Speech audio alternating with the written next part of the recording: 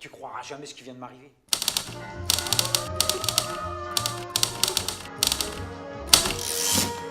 Salam alaikum. Tu croiras jamais ce qui vient de m'arriver. Je viens de croiser un imam qui arrive tout droit du futur.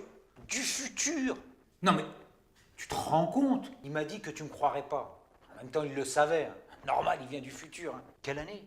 Il vit en 2905. Non, pas en France. La France, elle n'existe plus. De même que l'Union européenne, l'Afrique, les States. Tout ça a disparu pour faire place à l'Oumma, l'organisation unitaire mondiale et autonome, qui administre une seule population, l'humanité, soit 37 milliards d'individus. Ah ouais, je sais, moi aussi, hein. Mais paraît que les hommes ont cessé de faire la guerre. Bah, ça aide, hein.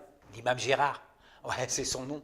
Il a été mandaté par l'institution FMI, Fédération mondiale des imams. La FMI l'a chargé de rejoindre notre époque afin de délivrer un message aux musulmans dont je te livre ici le résumé du futur d'où il vient.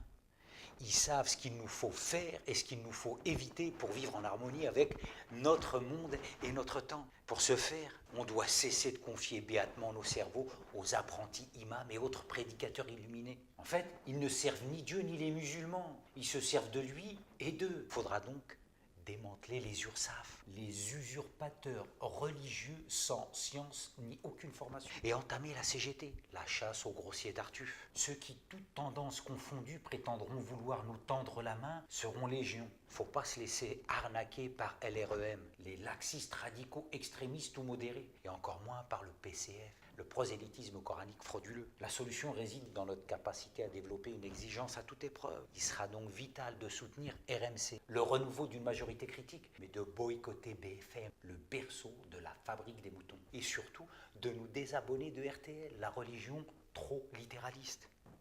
Fini d'être inscrit aux abonnés absents sous prétexte que la religion est l'affaire d'une poignée de lascars. Autoproclamé, faut faire valoir nos droits MMA. Majorité musulmane absente, refuser le monopole de la massif. La minorité arrêtant les critères de l'islam formel et qui au passage arrête ceux de la CPAM, la communauté parfaite, authentique et musulmane. Faudra également œuvrer à développer l'esprit critique en multipliant les placements à CIC, critique intelligente et consciente, tout en nous détournant de BNP, le baratin notoire des prêcheurs.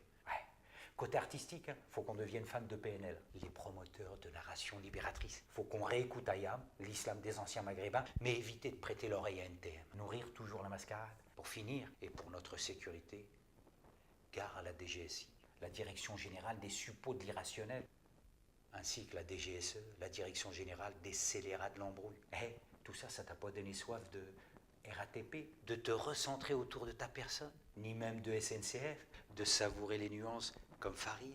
En tout cas, l'imam Gérard me semble être un musulman qui nous veut du bien.